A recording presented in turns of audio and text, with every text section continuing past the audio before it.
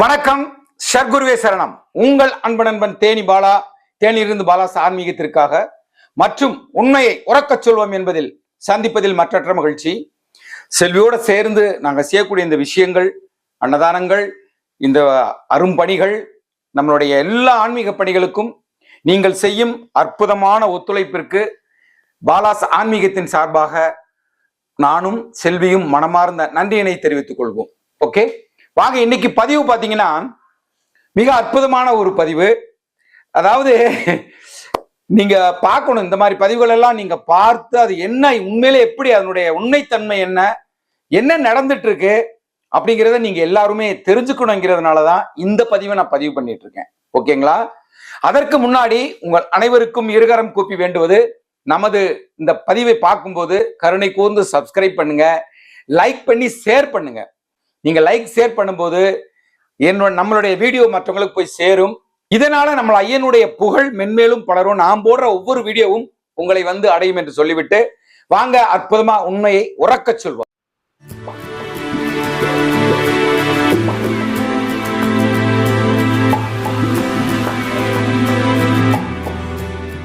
வணக்கம்.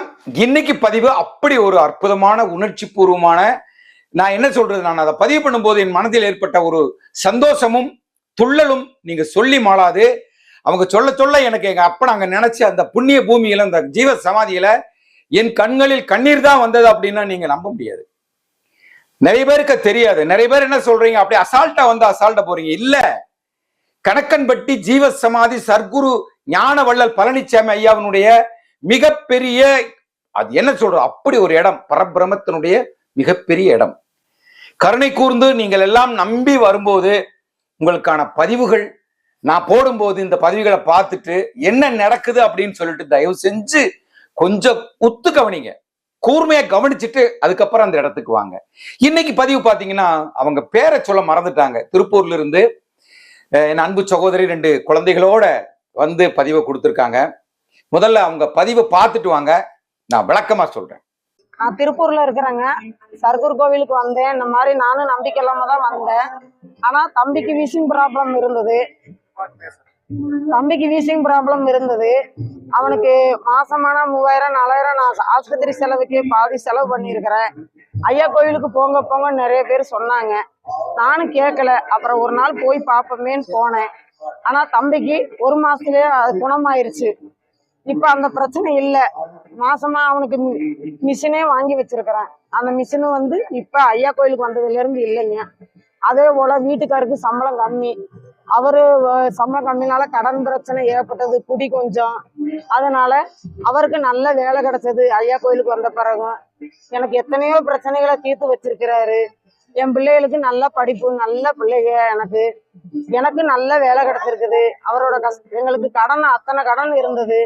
நைட்டும் பகலும் எங்க வீட்டுக்காரரும் நானும் நைட்டும் பகலும் வேலைக்கு போவோம். ஆனா சாப்பாட்டுக்கே வழி இருக்காது. சில்லறை எடுத்துட்டு தான் நாங்க போகணும். அப்படியெல்லாம் இருந்தது. கறி எடுக்க முடியாது, எங்களால ரேஷன் அரிசி வாங்க முடியாது, கேஸ் வாங்க முடியாது. 100 ரூபாய்க்கு தான் பிடிக்க முடியும். ஆனா இப்ப கேஸ் வாங்க முடியுது, என்னால அரிசி வாங்க முடியுது. சாப்பாட்டுக்கு பஞ்சமே இல்லை. என்னால இல்லாதவங்களுக்கு என்னால முடிஞ்ச உதவியை நான் பண்றேன். யாருக்கு நான் தீங்கு செய்யல. ஐயா கோவிலுக்கு நான் வருவேன். நானே அவரேன்னு நினைச்சிட்டேன். எனக்கு எப்பயுமே அவர் தான். எனக்கு தாப்பனாவும் எனக்கு அப்பா தாத்தாவும் எல்லாமே அவராதான் இருக்கிறாரு. இதுனா வரைய எந்த ஒரு கஷ்டமும் என்னை கைவிட்டது இல்லை அவரு. எனக்கு ஒரு கஷ்டம்னு வந்துட்டான், நேரம் நான் ஐயா கோயில் வந்து நான் விளக்கு போட்டு மனசார போயிருவேன். நைட்டு என்னாரானாலும் நான் வருவேன் போவேன். எனக்கு துணைக்கு ஒரு ஆள் வந்துகிட்டே இருப்பாங்க, வந்து போவாங்க. எனக்கு எந்த ஒரு பயமும் கிடையாது. அவர் இருக்கிறதுனால எனக்கு தைரியமும் தன்னம்பிக்கையும் எனக்கு அதிகமா தான் இருந்துச்சு. எனக்கு குறைஞ்சு போகல. வாழ்க்கையில அவ்வளவு கஷ்டத்தை நான் பார்த்திருக்கிறேன். என்னைய மாதிரி ஒரு கஷ்டத்தை யாராலையும் பார்க்க முடியாது. ஆனா இவ்வளவு தூரத்துக்கு நான் இங்க வந்து நின்று பேசுறேன்னா எனக்கு ஐயா தான் காரணம். எல்லாமே அவர் தான், எனக்கு வேற எதுவுமே இல்லை. எல்லாமே அவ்வளவு கஷ்டத்துலயும் நான் இவ்வளவு இந்த அளவுக்கு இங்க வந்து நின்றுருக்கேன்னா எனக்கு ஐயா தான் காரணம். அந்த சந்தன விகுதியை எத்தனையோ நோய்களுக்கு கொடுக்குறாங்க. நல்லபடியா குடிங்க, சரியாயிரும். எத்தனையோ பேர் குழந்தை இல்லாதவங்களுக்கு எல்லாம் நான் முடிஞ்ச அளவு கொடுத்துருக்கிறேன். குழந்தை பிறந்திருக்குது. எத்தனையோ பேர்களுக்கு நோய் இருக்கிறவங்களுக்கும் கொடுத்துருக்கிறேன். அவங்க ரெகுலரா பண்ணி கண்டிப்பா இங்க வந்தா 100க்கு 100 உண்மை எல்லாமே நடக்குது. வாங்க, நம்பிக்கையோட வாங்க. எல்லாமே அவர்தான். சர்க்குருவே சரணம். பதிவை பார்த்திருப்பீங்கன்னு நம்புறேன். ஓகேங்களா? எப்படி பதிவு பாருங்க. 2 குழந்தைகளோட வந்திருந்தாங்க. தன்னுடைய வாழ்க்கையை அப்படியே ஒரு 3 நிமிஷத்துல அப்படியே புட்டு புட்டு புட்டு வச்சுட்டாங்க. ஏழ்மை, வறுமையான குடும்பம், கணவனுக்கு குடிப்பழக்கம் இருக்கு, எவ்வளவு வேலைக்கு போனாலும் கை கொட்டாது காலு கொட்டாது, வீட்டுல சாப்பாடுக்கு வழி இருக்காது, கேஸ் வாங்க முடியாது, ஒரு கறி புளி நல்லது எடுத்து பழங்க முடியாது, எதுவுமே செய்ய முடியாது, ரொம்ப கஷ்டம் கஷ்டம் கஷ்டம். இதோட சேர்ந்து தன்னுடைய பையனுக்கு வீசிங் ட்ரபிள் வேற. அதுக்கு ஒரு மிஷினை வாங்கி வச்சு மாசம் மாசம் அதுக்கு 3000-4000 ரூபாய் மருந்து மாத்திரைகள், இவ்வளவும் அவங்க பண்ணிட்டே வராங்க. யாரோ சொல்றாங்க, ஐயா அம்மா இப்படி போயிட்டு வாங்க, உன்னோட விஷயங்கள்லாம் போகும். அதுவும் சொல்றாங்களே, நான் அப்ப நம்பல. என்ன நடக்க போகுது என் வாழ்க்கையில், இவ்வளவு விஷயங்கள் நான் பண்ணிட்டேன், எனக்கு ஒண்ணுமே நடக்கல, இன்னும் என்ன நடக்க போகுது? ஆனா அவங்க அதை மீறி வந்து ஐயனை நம்பி, நான் சொல்ற ஒரே விஷயம் அதுதான், நம்புங்கள் நம்புங்கள் நம்புங்கள் நம்புங்கள். நம்பிக்கை ஒன்றுதான் ஐயன் நமக்கு கொடுக்கிற ஒரு சான்ஸ். நம்பினார் கெடுவதில்லை, இது நான்மறை தீர்ப்பு. உங்கள் நம்பிக்கை உங்களை வாழ வைக்கும். உங்கள் நம்பிக்கை உங்களை உச்சாணி கொண்டு போய் சேர்க்கும். உங்கள் நம்பிக்கை உங்கள் கர்மாவில் இருந்து வெளிக்கொண்டு வரும். அந்த நம்பிக்கை தான் இந்த பெண்மணி கையில் எடுத்த விஷயம். தொடர்ந்து வர்றாங்க, ஐயனை வேண்டுறாங்க, மனமுறிய வேண்டுறாங்க. யாரை எதிர்பார்க்கல, வெளியேறி வந்துடுறது, மன சங்கடமா திருப்பூர்ல இருந்து வந்துடுறது. நைட்டு பகல் எப்பயும் பாக்குறோம், நைட்டா வேலை முடிஞ்சு வந்து நேரடியா வந்து ஐயன்கிட்ட ஒரு தீபத்தை போட்டுட்டு தன்னுடைய குறைகளை அழுது புலம்பி சொல்லிட்டு ஐயா வர்றேன். அவங்க கடமையை முடிச்சிட்டாங்க. சர்க்குரு என் அப்பன் ஞான வள்ளல் பரபிரமம் என்ன செய்தார் சொல்லியிருக்காங்கல்ல. அவ்வளவு கஷ்டம். என் கணவர் குடியை மறந்தார், நல்ல வேலை கிடைச்சது, எனக்கு வேலை கிடைச்சது, என் பையனுக்கு விபூதி சந்தனத்தை வாங்கி கொண்டு போய் கொடுத்தேன், இன்று வரை அந்த மிஷினை, அந்த வச்சிருக்கிற வீசிங் ட்ரபிளுக்கு வச்சிருக்க அந்த மிஷினை உபயோகப்படுத்தவே இல்லைன்னு சொல்றாங்க. சரியாகி விட்டது. நேரடி அந்த குழந்தை பையன் நிப்பாட்டிக்கு பேசுறாங்க.